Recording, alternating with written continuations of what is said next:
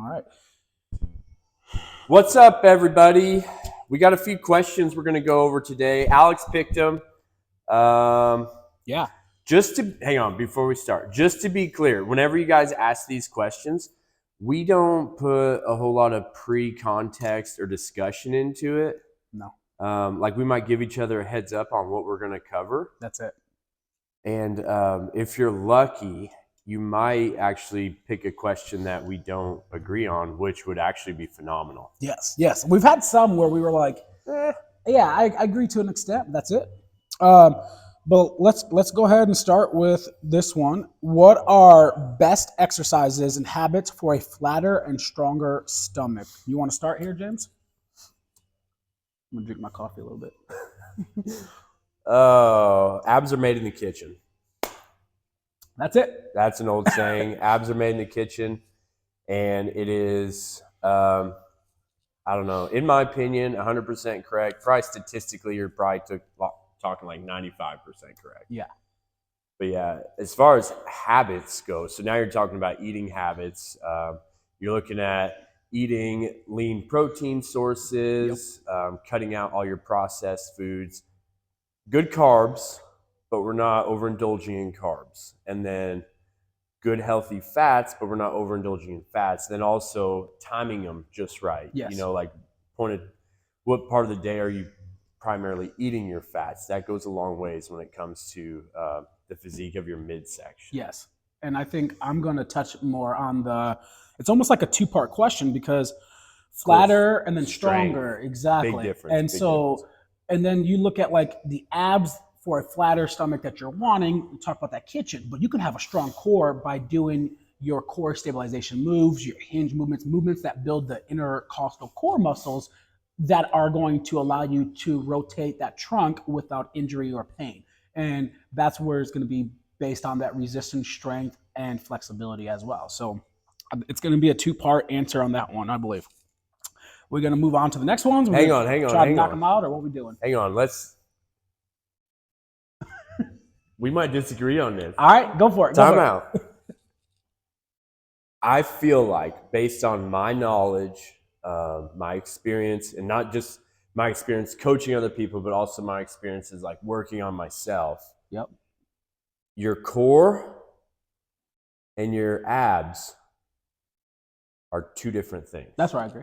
Yeah, I agree. Okay. I have a strong core. I don't have abs. Correct. Yeah. So like your abs and your obliques especially are super superficial. Yes. Which means they are the closest to the skin. They are the outermost muscles. Now, when we're talking your core, now we're talking about TVA. Yes. We're talking about lower back, and like you were talking about intercostal. Yes. Yeah, because when I think of core, I think lumbopelvic hip complex, that invisible belt going all the way around your waist, supporting all those muscles for that strong core. Like mentioned, like with the trunk and whatnot. Yeah. And then also with the core versus that. So to work your abs, you're going to use your stomach muscles to bring your rib cage and your pelvis closer. Mm-hmm. That's to work your abs. Yep. To work your core, you're going to be working rotational movement. And a lot of bracing.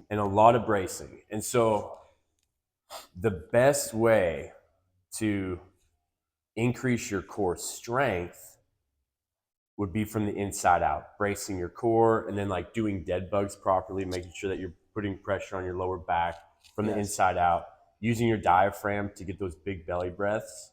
Yep. And actually pushing your diaphragm down so that way it's bracing up your lower back. So now we're looking at deadlifts and squats and all those other things too. Yes. But yeah, your core, which one do you think is harder to work? Like the core strength, or I coach core strength with stabilization. If your balance is weak and horrible, it's because your lack of core strength as well to stabilize. So mine kind of go in tandem. As far as my preference on which one's harder, abs. I hate abs. Yeah, like Yeah, I have to agree there. Like it's got to be the abs for me Yeah. more than anything. Because my core strength, like I'm used to the functional movements though. So like I can hinge, I can rotate, I can hold a plank, but like you get me doing V ups and all that stuff and just moving them, it's traumatizing. Yeah. Yeah. Yeah. I would much rather work core. Yeah. And then two, you can work core. Well, you should be working your core anytime you're lifting, Yes. bracing your core, because that's supporting your lower back, protecting your lower back from injury. That's yes, and to kind of jump in there, when you say like, "Hey, Coach Alex or Coach James, this movement's hurting my lower back," first thing I'm looking at is are you bracing or engaging that core? Because if not, that lower back's trying to do too much more of that work, and then you're going to end up with all these movement impairments. Yeah. And yeah, so do it all. Do Yeah. good in the kitchen, strength train your core From the inside out. inside out, and work on it. Consistent, good habits. There you go. The habits you need to build abs and grow your core is all from the inside out. Yes, sir. So how you feel your body and how you move your body. Amen.